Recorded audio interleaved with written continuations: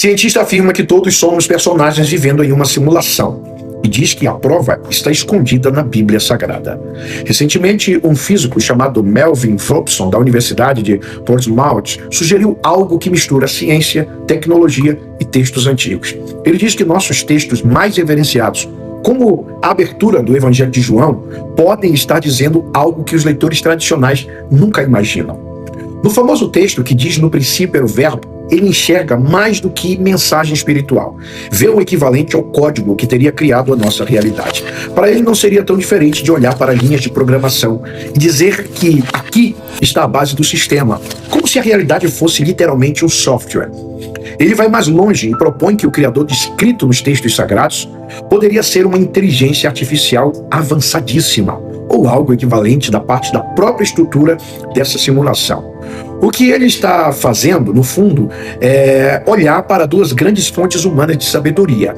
Os textos antigos, que sempre tentaram explicar por que existe algo em vez de nada, e as estruturas lógicas da tecnologia moderna.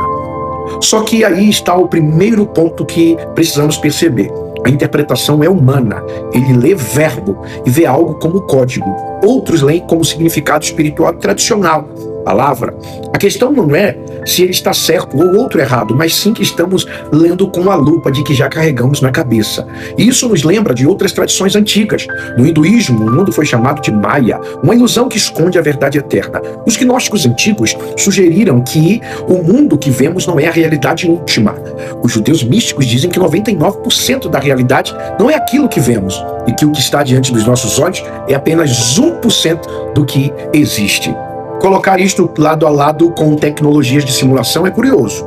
São duas linguagens diferentes apontando para uma mesma suspeita, que o mundo aparente não pode ser verdade última. E isso vai muito mais além do que você possa imaginar.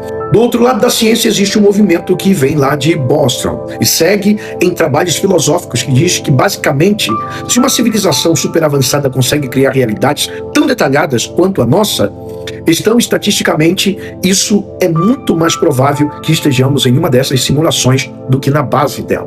Pesquisadores tentam até pensar em testes quânticos para pegar sinais dessa renderização, algo que seria como observar os pixels da borda do universo. Mas aí entra um outro ponto muito frágil. Ninguém encontrou evidência clara, mensurável, nem nenhum experimento replicado que prove essa hipótese.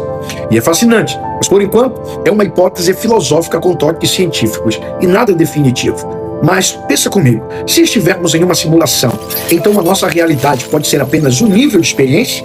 A pergunta que sobra é, qual seria o propósito disso? Isso muda como você vive, ama e escolhe? Você acredita que a vida é aqui somente essa realidade? Ou existem outras realidades além da nossa? Digita aqui nos comentários.